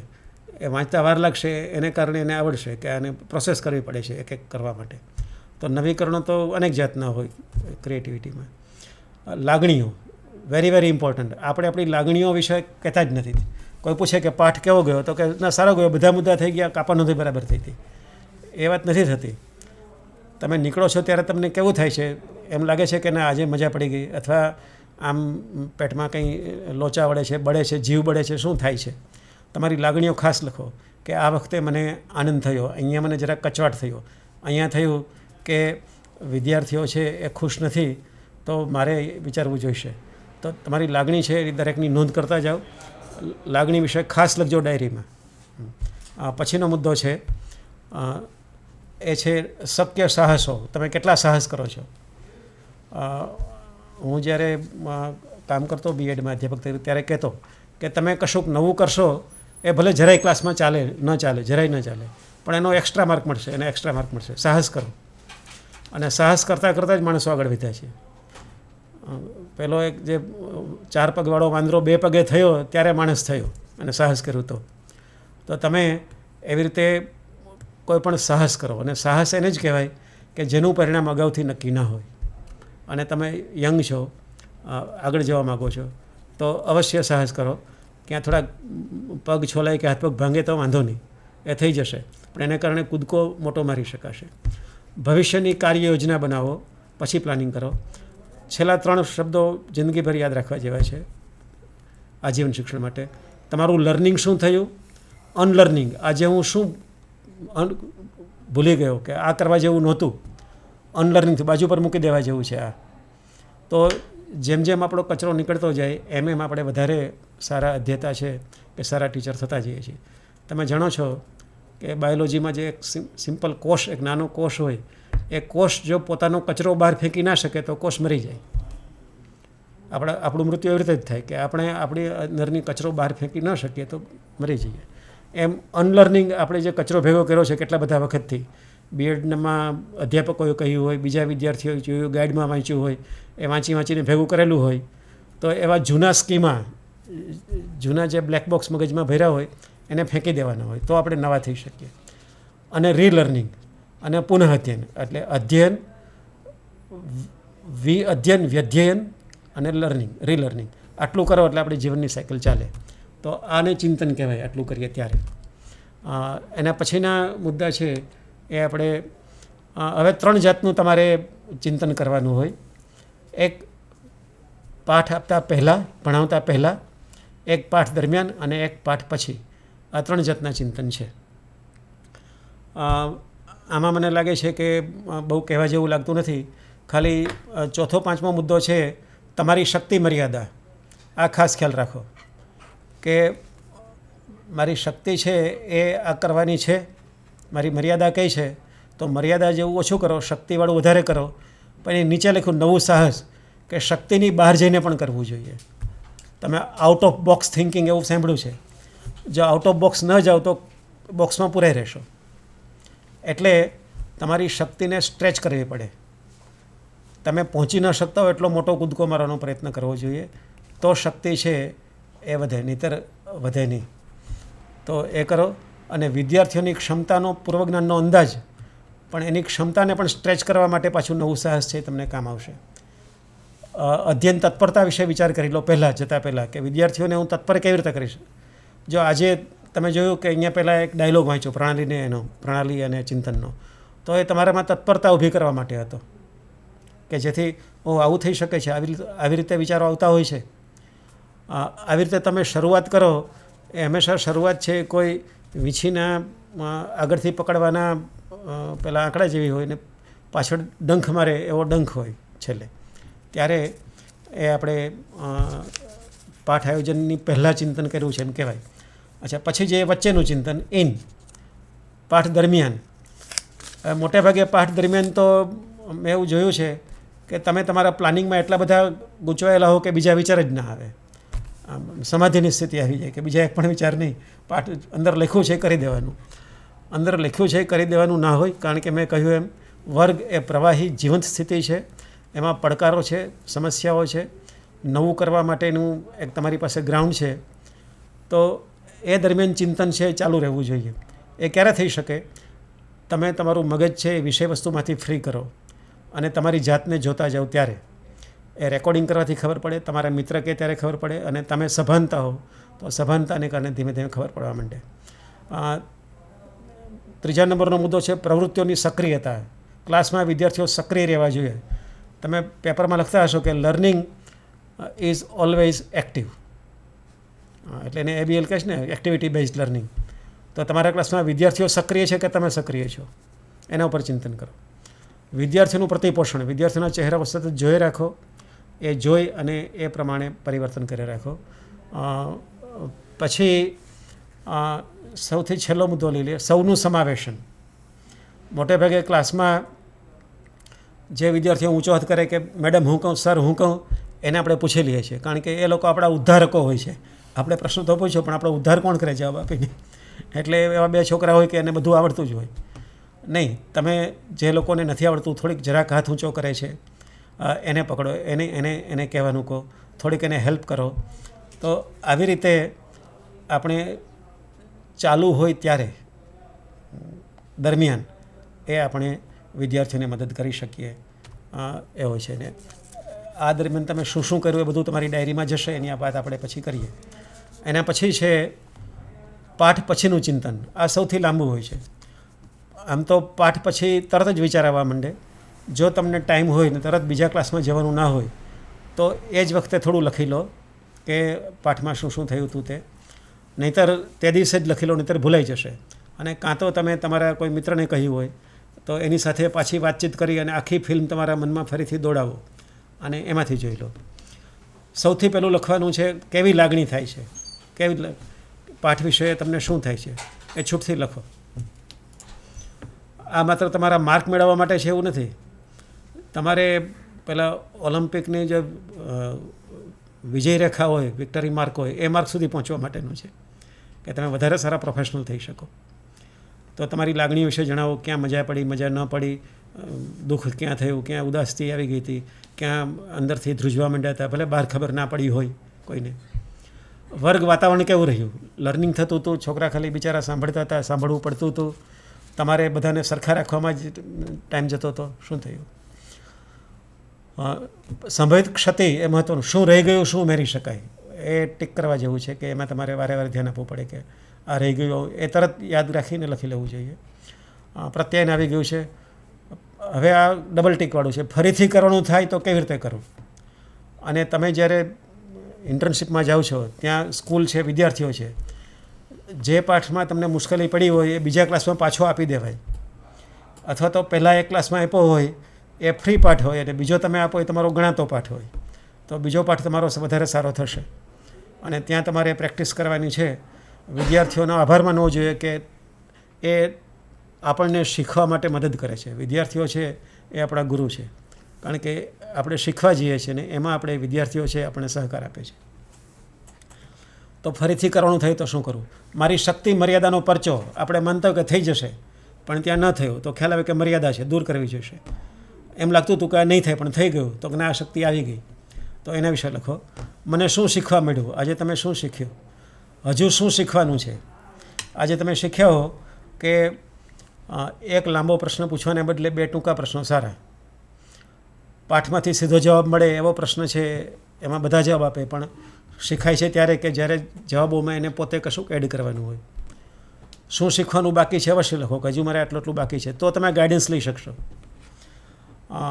પછી સંબંધો, આ બધા વિષય, એમાં તમને સંતોષ છે કે વિદ્યાર્થી વિષય વસ્તુ સાથે પદ્ધતિ, પ્રવૃત્તિ, મૂલ્યાંકન, તો બધા વિશે થોડો થોડો વિચાર કરો અને એના વિશે લખો.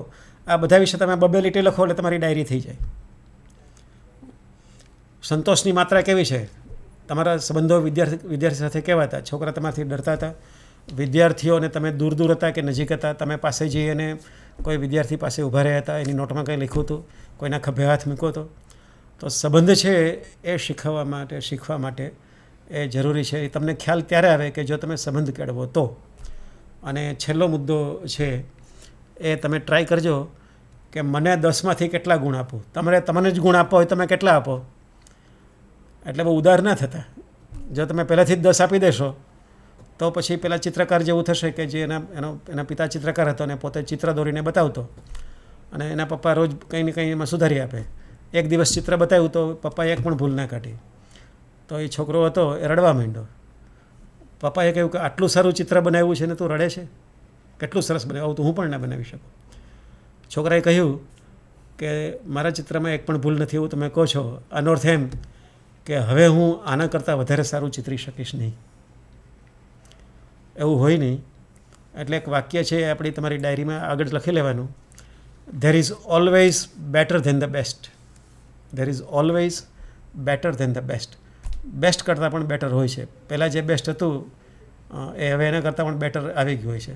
એટલે તમે નવા ફોન લો છો કે જ્યારે પહેલાં તમને બેસ્ટ લાગતો હોય પણ પછી લાગે કે ના આનાથી બેટર આવી ગયો છે. તો આપણે પણ બેસ્ટ લાગતા હોઈએ તો એમાંથી બેટર થવાનો આપણે પ્રયત્ન કરીએ. તો તમારે ગુણ આપો અને પછી એમાંથી તમારી ગુણવત્તા છે એ વધતી જશે. તો આ છે એ પછીનું ચિંતન હતું. હવે આટલું થઈ ગયું. હવે ડાયરી છે એના પર આપણે જઈએ.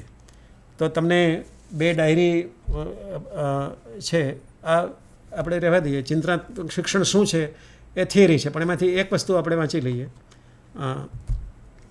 જે વચ્ચેનું નાનકડું છે એ આપણે જોઈ લઈએ. પછી બીજું તમે જોઈ લેજો કે ચિંતન આપણને અગમ દૃષ્ટિ, ફોરસાઇટની મદદથી આપણા કાર્યોને દિશા આપવાની ક્ષમતા ઊભી કરે છે. ફોરસાઇટ આપે છે કે હવે આગળ ઉપર શું થશે. ચિંતન એને માટે છે. એ આપણા હાથમાંનું ફાનસ છે. એ ભલે આખા રસ્તા ઉપર પ્રકાશ ના આપે પણ આપણી સાથે ડગલે ડગલે આગળ આવે અને આગળ એક ડગલા માટે પ્રકાશ આપતું જાય. ચિંતન છે એવો પ્રકાશ છે, ફાનસનો પ્રકાશ છે.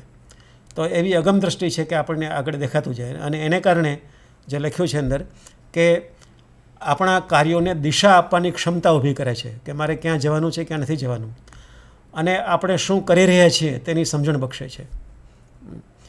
ઈસુ ખ્રિસ્તને જ્યારે ક્રોસ ઉપર ચડાવ્યા ત્યારે એણે કહ્યું હતું કે ભગવાન આ બધાને માફ કરજે, કારણ કે એને ખબર નથી કે શું કરી રહ્યા છે.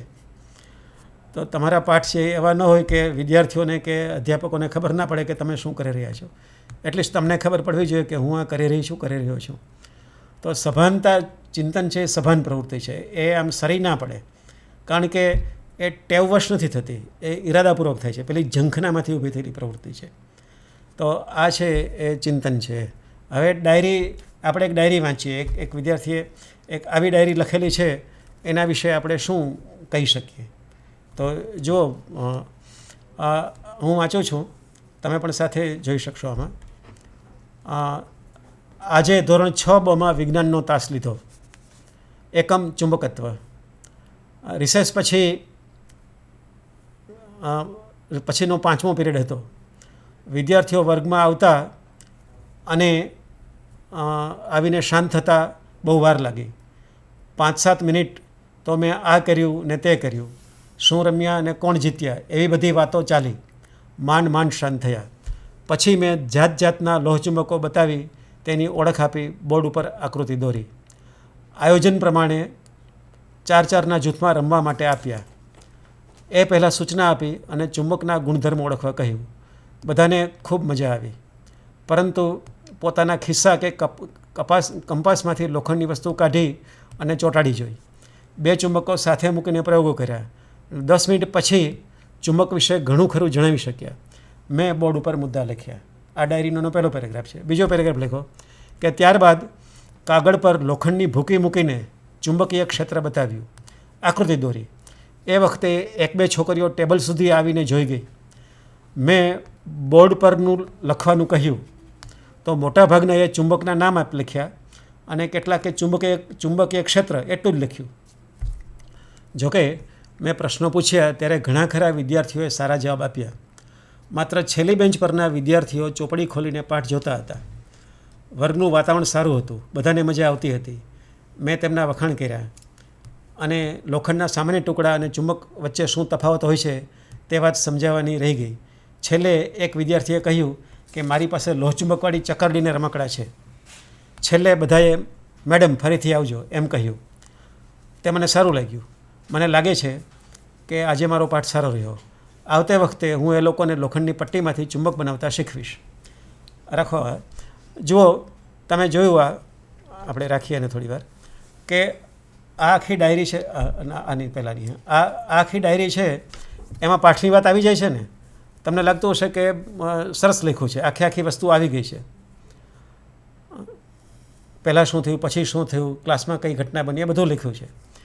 હવે આને આપણે મનમાં રાખીએ અને બીજું વાંચીએ છીએ અને પછી બંને વચ્ચેનો તફાવત છે એ શું આવે છે એના વિશે આપણે આપણા મિત્રોને કહેશું, સુધીરભાઈને એને, તો થોડી વાત થશે એમાં.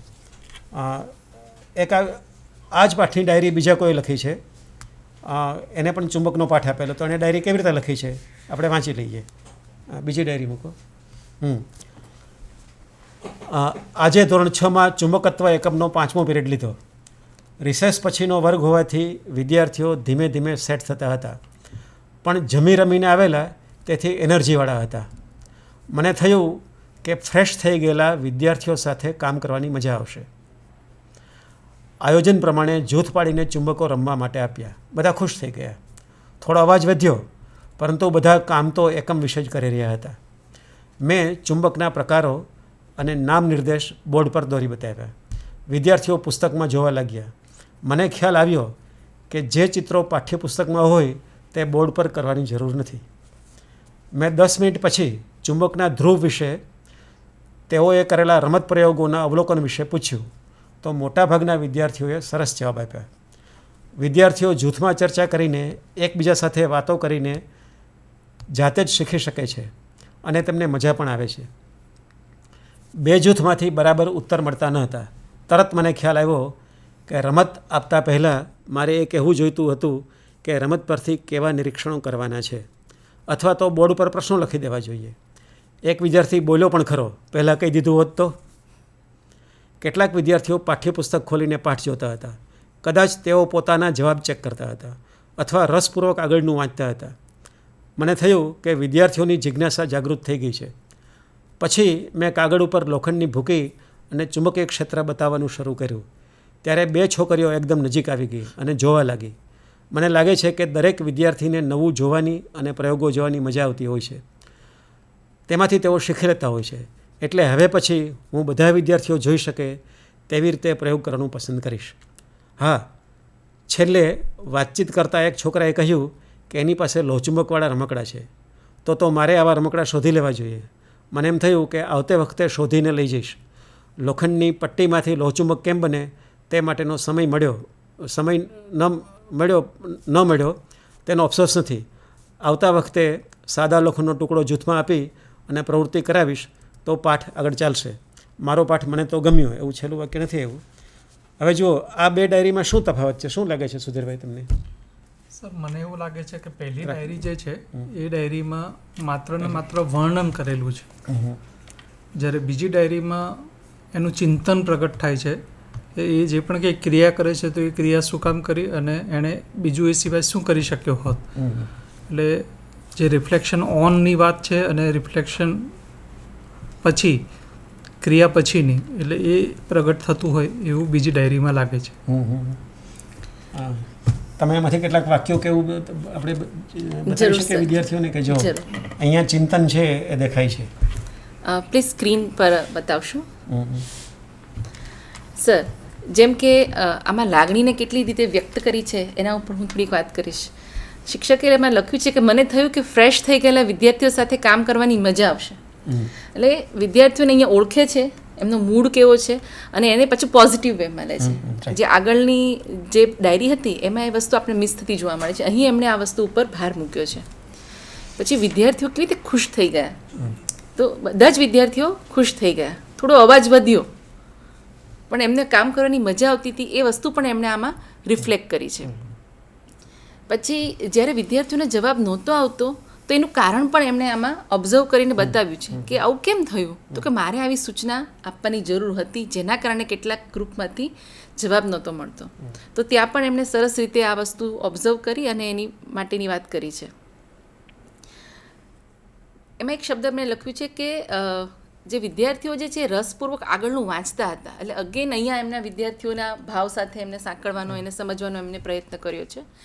એટલે આ દરેકે દરેક જે ડાયરીમાંનું જે લખાણ છે એ વિદ્યાર્થીઓના ભાવ પ્રદેશ સુધી એ પહોંચી શક્યો છે, એ વસ્તુ અહીંયા રિફ્લેક્ટ કરે છે. એટલે પોતાનું તો એમણે મૂલ્યાંકન કર્યું જ છે કે મેં ક્યાં યોગ્ય કર્યું અને ક્યાં મારે ભૂલો થઈ છે અને મારે એને કેવી રીતે બીજા વખત હું વધારે સારી રીતે પ્રેઝન્ટ કરી શકું.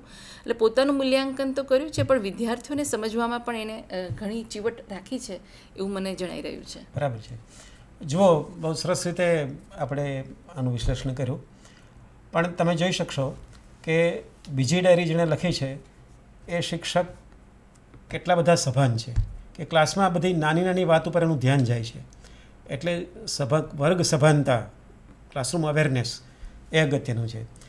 બીજું અગત્યનું હોય છે એ ક્લાસરૂમ જજમેન્ટ, કે હવે મારે શું કરવું જોઈએ. આવું ચાલી રહ્યું છે, મેં કહ્યું ને કે વિદ્યાર્થી અવાજ કરતા હોય તો એક જોક કહી દઈએ આપણે, અથવા ગીત ગવડાવી દઈએ, કૂદકા મરાવી દઈએ, તો આને તરત ખ્યાલ આવે છે કે મારે છે હવે આ બોર્ડ ઉપર લખી દેવું જોઈએ અથવા મારે આ બતાવી દેવું જોઈએ, આ બધાને પાસે બોલાવવા જોઈએ, એવો એને ખ્યાલ આવે છે. એ ત્યારે જ આવે કે જ્યારે તમારું મગજ છે એ ડબલ ડેકર હોય, તમે નીચેથી એક વિચારતા હો અને બીજો વિચાર ઉપર વિચાર કરતા હો. આવી સંભાવના તમારા બધાનામાં છે, આપણા બધાનામાં છે. એ સંભાવનાને જાગૃત કરવા માટે આ ડાયરી લેખન જેવો એક સરસ મુદ્દો, સરસ વિષય એ બીએડમાં મૂકવામાં આવ્યો છે. તો આની પહેલાં જે વાત કરી, તમે આખાનું વિશ્લેષણ કરશો તો ચિંતન માટે ઉકેલો, કાર્યકારણ સંબંધો, લાગણી, વિકલ્પો, એ બધાની વાત આની અંદર આવે છે. એ બધું મૂકેલું છે અને બધું એને પોતાની સાદી ભાષામાં લખ્યું છે. આ ભાષા છે એવી નથી, તમે લખી શકો એવી છે. પહેલું છે એ તમને લાગે કે સરસ છે, પણ એ સપાટ છે, સીધું સાદું છે. એને હું ચિંતનાત્મક ડાયરી ના કહું. કોઈ એવી ડાયરી લખી હોય તો એને સ્વચ્છતાના માર્ક અપાય, પણ એમાં ચિંતન થતું નથી. એટલે તમે આ બંને નમૂના છે એ જરા વિસ્તારપૂર્વક શાંતિથી જોઈ અને એ પ્રમાણે શરૂ કરજો. તમે ઘણો બધો સમય સુધી સ્કૂલમાં રહેવાના છો. વિદ્યાર્થીઓ એ જ તમારી સાથે હશે ઘણો બધો વખત, તમારા મિત્રો પણ ત્યાં હશે, બીજા શિક્ષકો પણ હશે. તો એની સાથે સતત ચર્ચા કરવાનું શરૂ રાખજો. કારણ કે મેં કહ્યું એમ લર્નિંગ, શીખવું છે એ સામાજિક પ્રક્રિયા છે અને આપણે શીખવા માટે જઈએ છીએ, વિદ્યાર્થી છીએ અને કેવી રીતે શીખવવું એ શીખવા માટે જઈએ છીએ. મારે શીખવી દેવાનું છે બધા વિદ્યાર્થીઓ, હું શીખવું એટલે આવડી જ જવું જોઈએ એવું રાખશો નહીં. તમે ડિસ્પેચ મોડમાં ના રહેતા રિસીવિંગ મોડમાં રહેજો. એ મોડમાં રહેવા માટે આપણે આ બધું કામ છે એ કરવાનું થશે. મને લાગે છે કે તમે આ બરાબર કરી શકશો. શરૂઆતમાં થોડી વાર લાગે, ધીમે ધીમે થાય, પણ સાહસ કરો.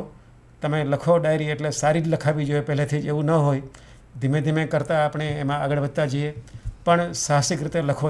જે બરાબર થયું હોય તે જોતા જાઓ. તમારા મિત્રને કોઈને સાથે રાખો, રેકોર્ડિંગ કરો અને કરશો તો સરસ રીતે ડાયરી લખી નાખશો. ડાયરીને ગુજરાતીમાં રોજનીશી કહેવાય છે.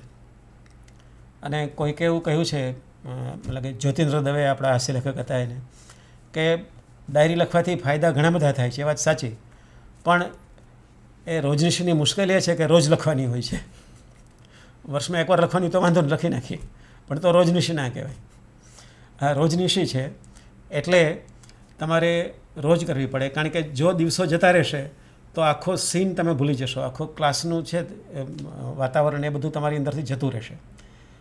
એટલે બને એટલું ફ્રેશ રહે એવી રીતે લખી લો તો આખી વાત છે એ અને આવી રીતે મૂકી શકાય કે એક તો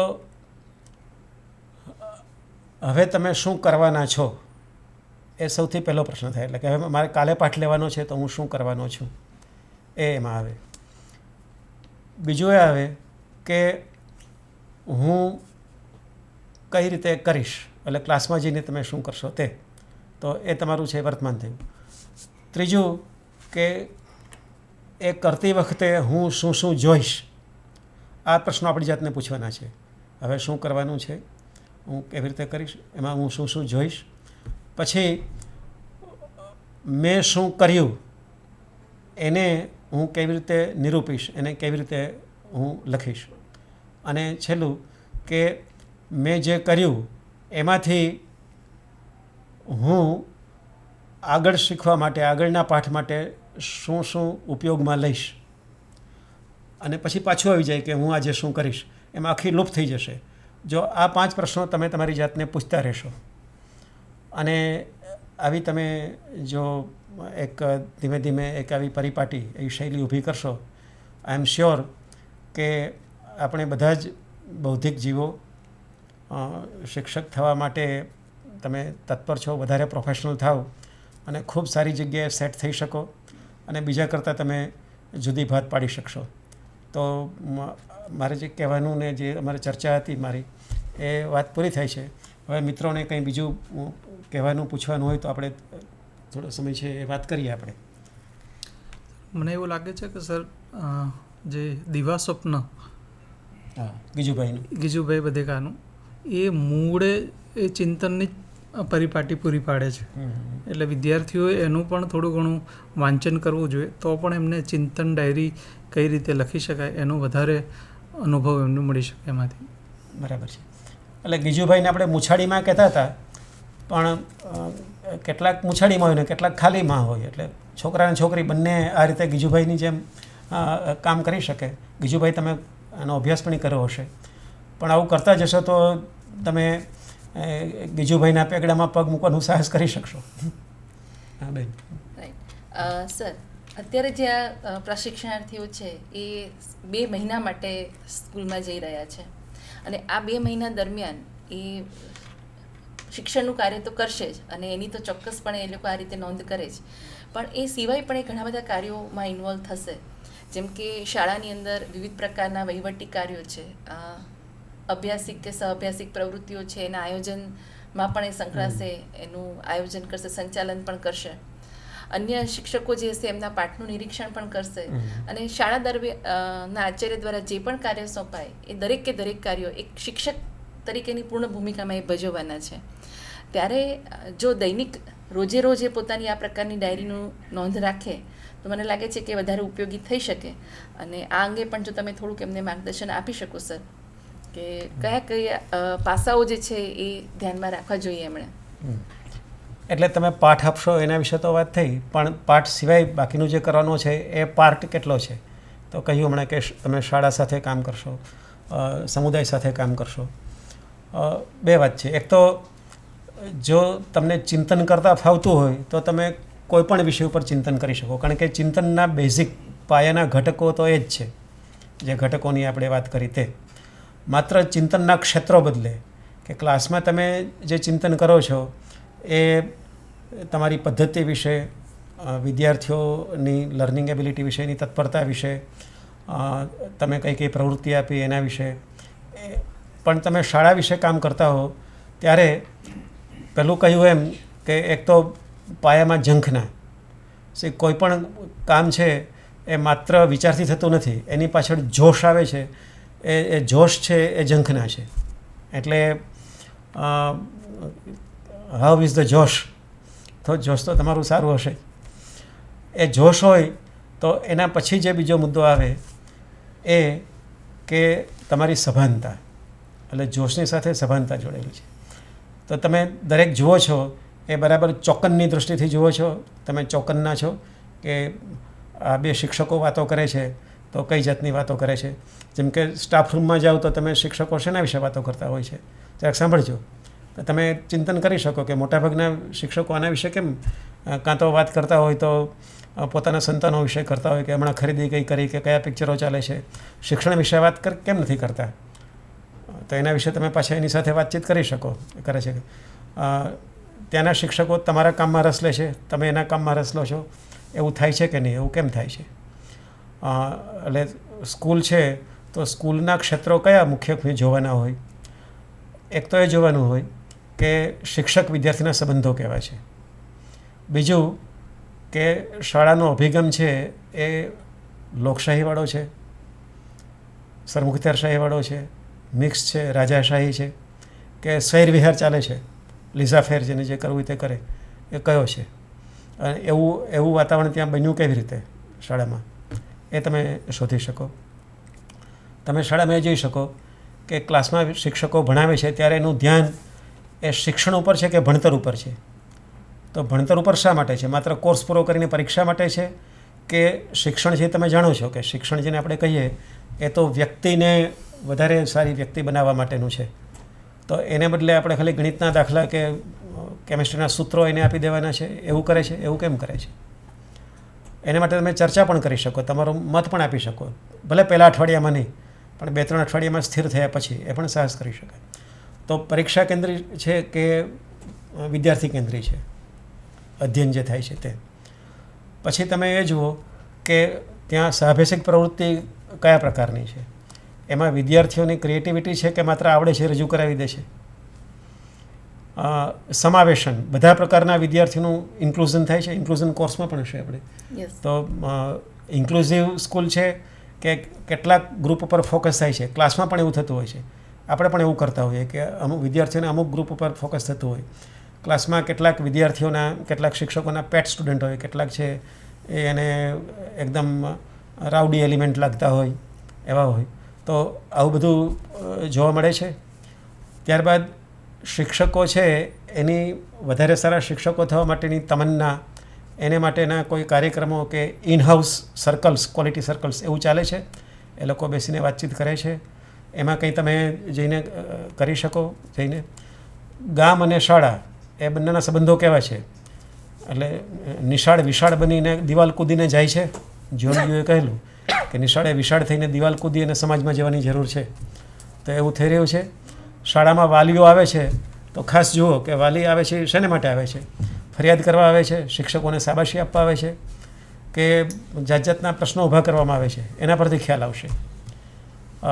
શાળાનું છે એ વહીવટ અને નિયમો એ વધારે અગત્યના છે કે અધ્યયન અધ્યાપન અગત્યનું છે? તો એક આ થિયરી કહેવાય કે એક સારી શાળા બનવા માટે કયા કયા લક્ષણો જોઈએ?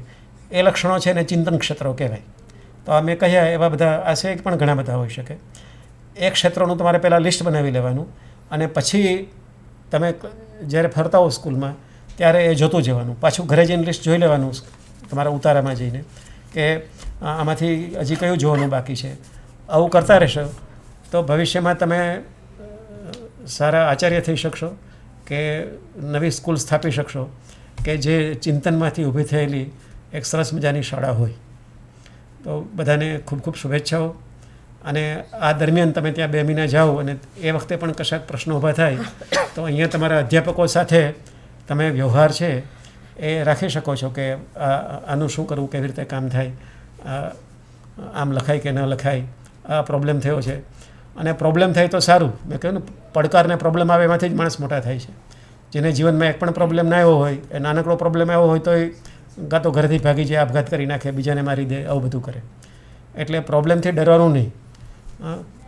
હું કહેતો હોઉં છું કે અસરકારક શિક્ષકોનું કામ વિદ્યાર્થીઓને હેરાન કરવાનું છે, એને પડકારો ઊભા કરીને કે જેથી એને કૂદવા માટે ટ્રાય કરે.